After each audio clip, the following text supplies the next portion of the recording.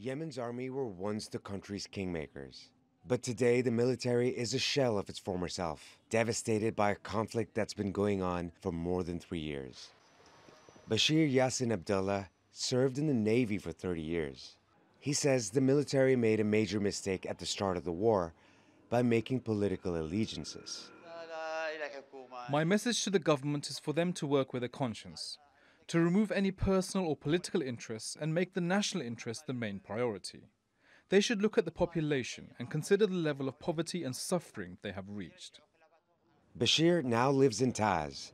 The city has effectively been under siege by the Iran-backed Houthi rebels since 2015. He moved here from Hodeidah, where the Houthis gave troops an ultimatum: join us or lose your salaries. Many joined the Houthis' ranks. Others sided with the new government in Aden or defected altogether. But Bashir decided to retire early. It was at this time that I started to question what was going on. I didn't want to fight my countrymen, so I decided to leave.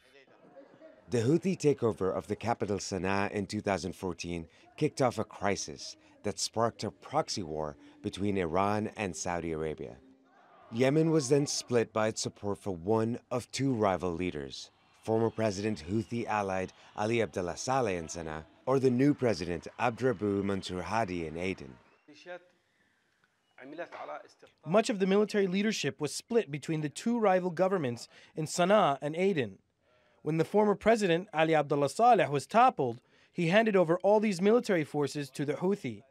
This made it easy for the Houthis to enter Emran and Sana'a. Saleh was killed last year, but the instability has split the armed forces based on which leader they were loyal to.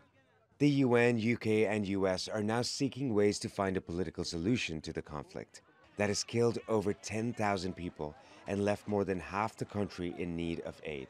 But with the war heading into its 4th year, the need to unite the military may pose a challenge in negotiations.